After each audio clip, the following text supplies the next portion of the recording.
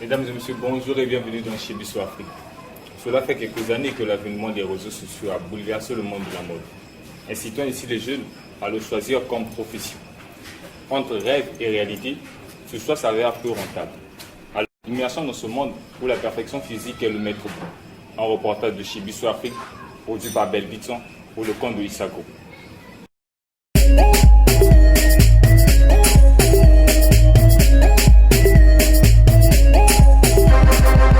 Ouest Métropole, Fit, Didier Mario, Assis. Brazzaville, capitale du Congo. Cette ville longtemps bercée par la politique s'intéresse enfin à la culture. En plein centre de Brazzaville, au bord d'hôtel, se tient chaque vendredi et dimanche des répétitions de mannequinat. Taille fine, joli teint, des plus aux beautés africaines se rassemblent chaque semaine pour faire vivre leur passion.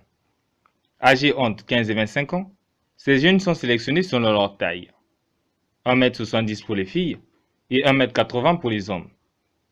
Sous le regard bienveillant de leur coach, Lopez Poitier, ancien mannequin, acteur et handballeur, ces derniers cherchent à se démarquer, ajustant leurs pas tel un antilope.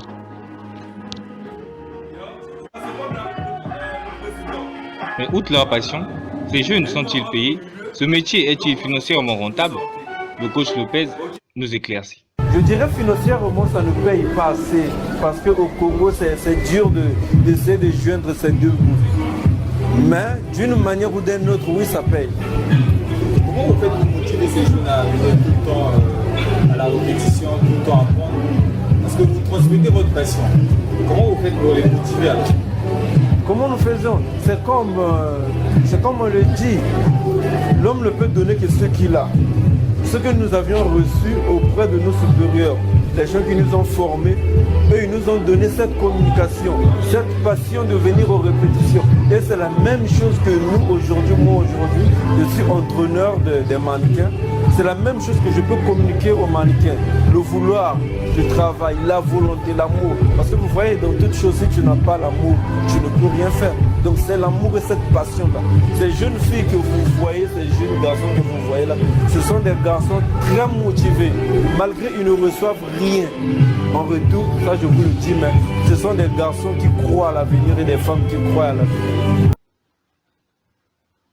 De la motivation certes, mais pas assez. Car pour certains parents, le mannequinat ne se qualifie pas vraiment comme étant un véritable métier. Mais alors, comment font-ils pour exercer leur métier? Vont-ils à l'encontre de leurs parents?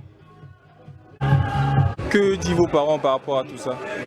Les parents, ils disent que le mannequinat, c'est un monde dangereux pour une jeune fille d'abord et ils n'apprécient pas vraiment. Mais elles me font confiance, donc je veux vraiment leur prouver que je vais réussir dans le mannequinat et être chaste. Sur ce, que font-ils de ces préjugés? Pour moi, le mannequinat, c'est un métier comme tant d'autres. Et bien sûr qu'il y a des gens qui gaspillent l'image du mannequinat.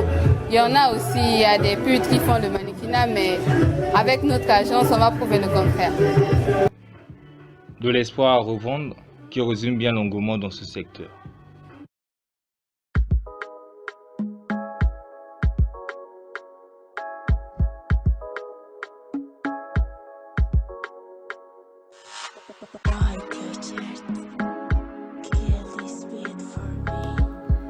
Le lendemain, dans l'Institut Photo Luxury, on retrouve le jeune protégé du coach Lopez.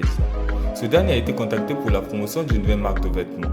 Toujours sous le regard bienveillant de son coach, celui-ci le dirige, l'oriente, car dans sa catégorie, la compétition est rude et le marché est très petit. Il faut être dans son avantage pour être contacté sur les réseaux sociaux.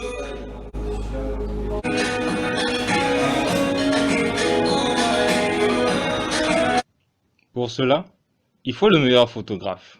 Et très souvent, l'addition est salée. D'autres encore préfèrent tout simplement tout embrasser. Mannequinat, styliste et parfois même acteur. À part le mannequinat, je suis designer. Mais hormis cela, j'ai un peu la tout quoi. Une diversité que ces jeunes souhaiteraient mettre au service de leur passion.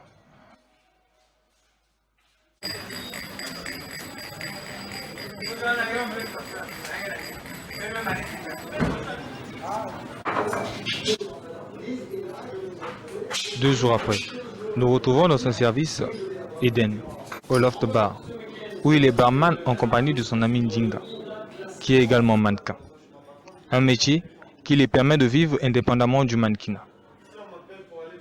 D'où la thèse de dire qu'au Congo, les mannequins n'exercent que pour la visibilité. Pour moi, non. Pour moi, c'est l'argent qui compte le plus. Même si l'événement, il n'y aura pas de caméra, si tu me payes, le reste, ça ne me regarde pas. Je viens, je défile, tu donnes mon cachet et je rentre chez moi. Au Congo, la culture reste un secteur débutant, entre le manque d'appui des autorités et l'absence de sponsors. Et le plus grand contrat pour les mannequins sur podium peut s'élever à combien? À ma connaissance, c'est 100 000. 100 000 francs CFA. À ma connaissance. Sinon, je ne sais pas vraiment. Il y a des événements privés où je ne sais pas le cachet s'élève à combien. Et le vôtre, le plus grand pour vous, a été le combien? Pour moi, non. 70 000. C'était sur quel événement? Ah non, ça je te le dis pas.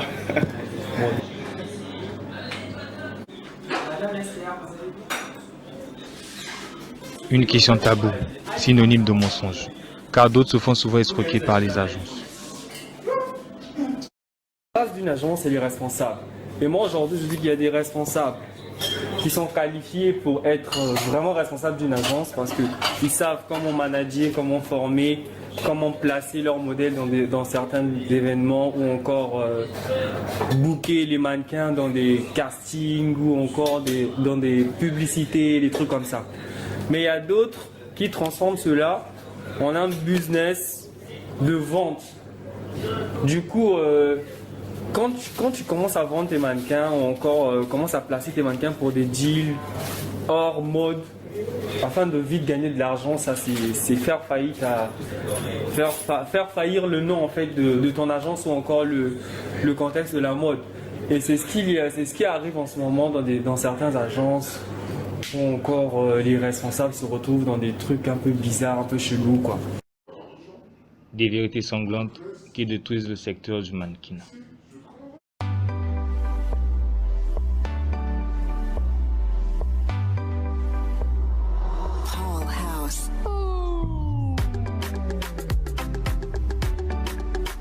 Styliste reconnu dans la place brazzavilloise, Lobani David est un habitué du monde du mannequinat.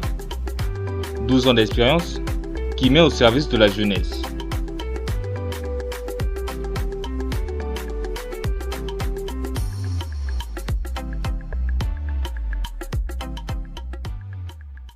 Sur un regard très critique, il nous livre son expertise. Ils se font passer professionnels eux-mêmes.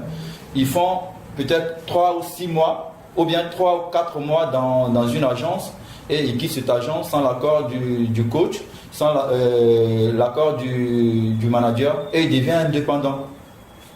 Brusquement comme ça, il commence à dire je suis mannequin professionnel, tu lui poses des questions par-ci par-là. Après, ce sont ces personnes encore qui reviennent pour dire le mannequinat ça ne paye pas. Je suis mannequin professionnel, mais quand je vais à un podium, on ne me paye pas, on me fait ceci, on me fait cela. Mais le problème c'est quoi? Là où ces mannequins oublient que quand tu te fais inscrire dans une agence, dans cette agence, l'agence a une influence sur le plan national comme sur le plan international. Maintenant, il y a le manager de l'agence, il y a le coach de l'agence, il y a toute une organisation autour de cette agence. Maintenant, si tu ne tiens pas compte de ces détails et tu penses que tu es capable de voler de tes propres ailes, cela tu peux rencontrer pas mal de couacs en cours de route. Une situation bien difficile, car au Congo, les contrats de mannequins ne sont pas réglementés. On peut ne pas le payer. Il y a qui derrière? Qui va nous poursuivre à la justice? Il n'y a pas ces détails. Donc, ils peuvent te traiter comme bon les semble. Maintenant, sur le plan international et national pour les mannequins professionnels que je connais, il y a Teresa Bonds qui figure, que Pascaline Cabré, qui est l'organisatrice de Carrousel international de la mode, l'épaule très bien. Il y a Sandra aussi, qui fait partie des mannequins internationaux du Congo. Je ne peux pas tous les citer ici, mais il y a pas mal de mannequins professionnels du Congo qui se font épauler, qui se font suivre, qui écoutent. Et ces mannequins, aujourd'hui, arrivent à s'en sortir. Et aujourd'hui, ces mannequins arrivent à s'imposer, même sur le plan international. Parce que ces mannequins, quand ils vont à l'étranger pour présenter le Congo-Brazza, on est fiers.